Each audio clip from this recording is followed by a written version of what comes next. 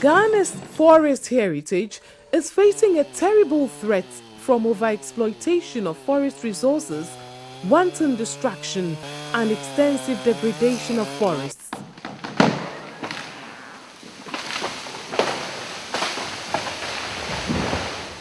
The reality is that if the current rate of deforestation, estimated at 65 to 70,000 hectares per year, continues, Ghana will lose all her high forests in the next decade or two.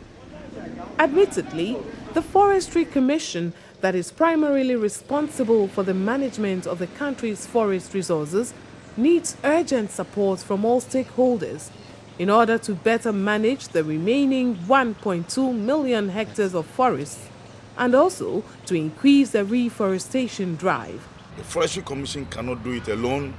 We need the active participation of the forest, those living around the forest estate. We need the active participation of the landowners who are the chiefs. We need the active participation of the security agencies, including the police, because when offenders need to be arrested, we need the collaboration of the police to do that.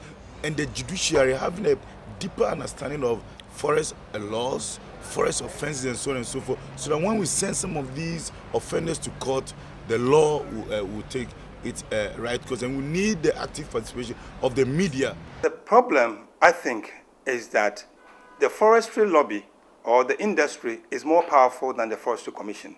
And as a result, Forestry Commission has not been given the opportunity to do their work. When you look at the industry, it is not even in their economic interest if the forest is degraded, because the business is set up on the resource, and the business can only go on if the resource is sustainably managed. Otherwise, in 2, 3, 4 years, the business is collapsed because there's no resource base. And I think that industry needs to understand that the sustainability of the forestry sector will also ensure the sustainability of their businesses. And short-term interest in the forestry sector is not sustainable in the long run.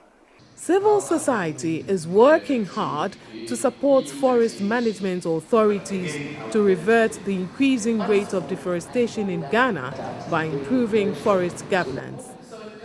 4 environmental non-governmental organizations have since year 2009 been implementing a project to achieve an objective of sustainable forest management through improved forest sector governance. The project is GIRAFFE, that is, Governance Initiative for Rights and Accountability in Forest Management. GIRAFFE actually started from the analysis of the governance in the forest sector. It has become very clear that the crisis in the forest sector is not necessarily because of technical, but because of issues of leadership.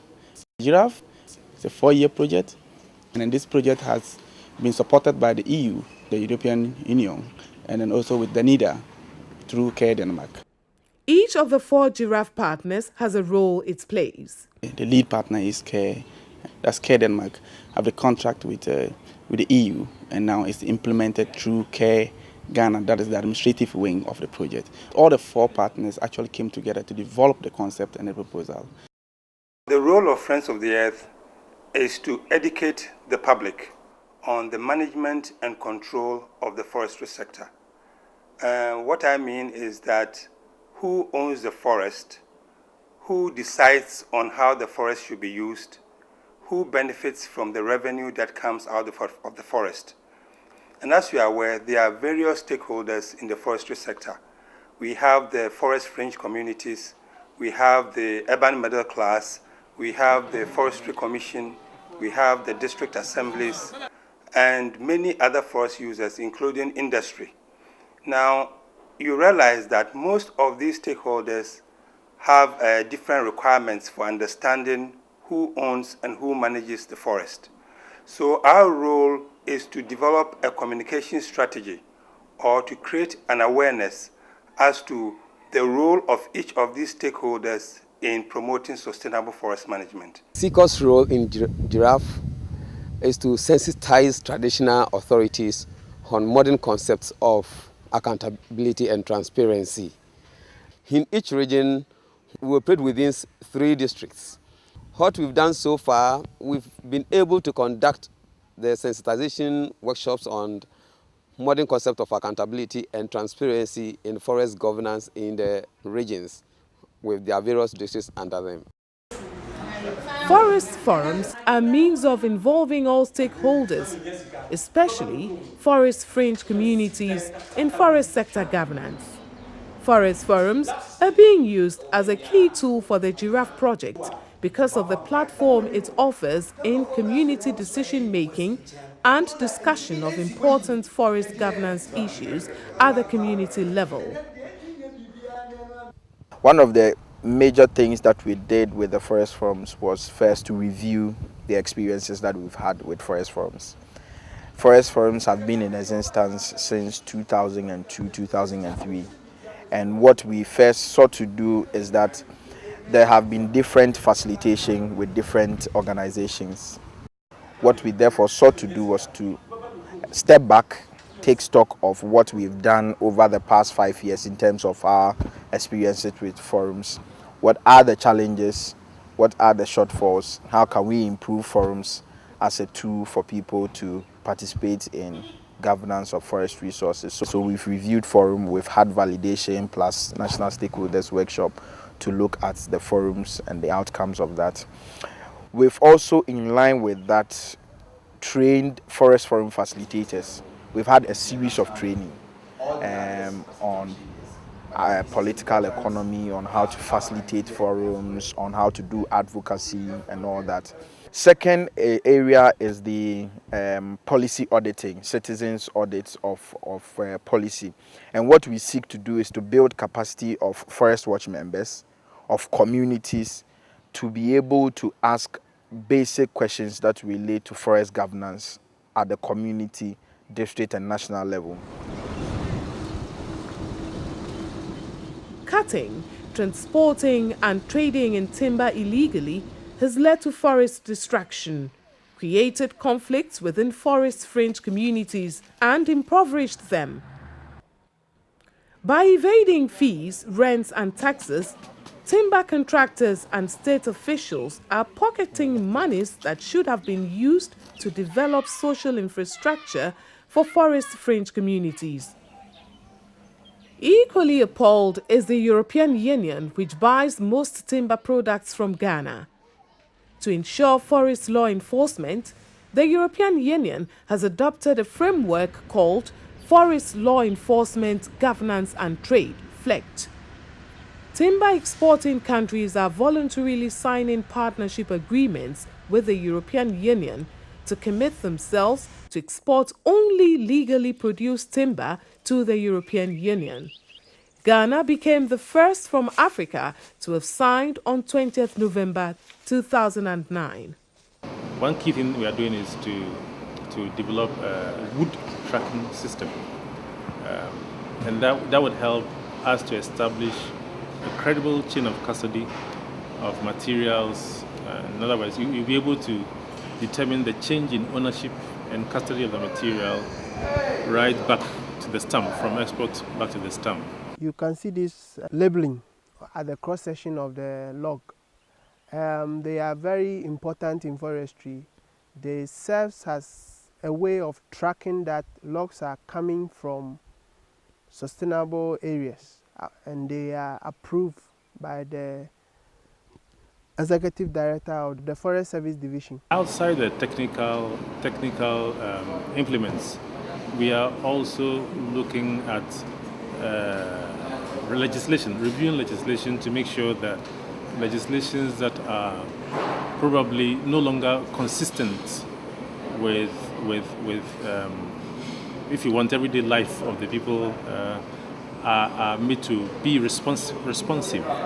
So there's a component of legislative review that has been undertaken under the VPA.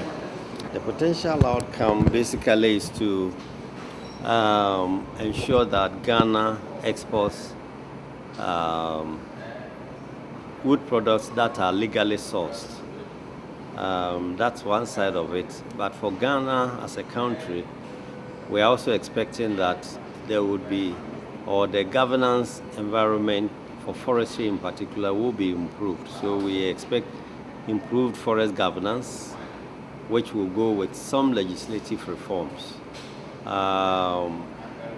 Eventually, we are hoping that it will inure to the benefits of several stakeholders of the forestry sector.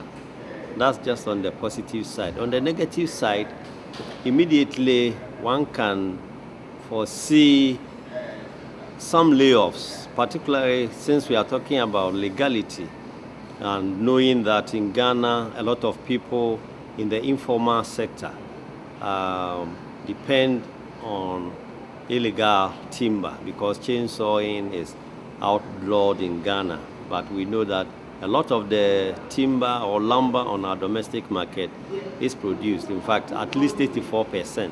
Our latest estimate or study indicates that about 84% of the lumber on the domestic market is produced by the illegal operators.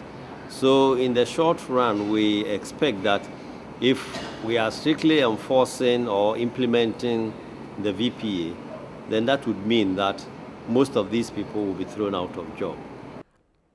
Before export of timber products, the companies are expected to pay all fees, rents or taxes as prescribed by law.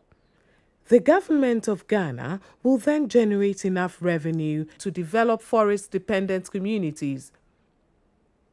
Timber companies will fulfill social responsibility agreement obligations to concerned communities before they are giving FLEGT licenses to export timber products. Farmers will be adequately compensated by loggers for destroyed crops and other property before or after logging. Landowners can refuse to allow commercial logging on reasonable basis. Because of the important contribution of FLEGT and VPA implementation to improving forest governance, countries like Liberia and others are signing on to it. As part of project activities, Giraffe is partnering Forest Watch Ghana in sharing Ghana's experiences on FLEGT and VPA with other Central and West African countries. This will help shape processes towards better forest governance in their respective countries. The European Union-sponsored West African Forest Governance Forum that was organized in Accra on 7th and 8th June 2011 offered Giraffe the opportunity to do just that. We have visited Ghana. This is about the third time.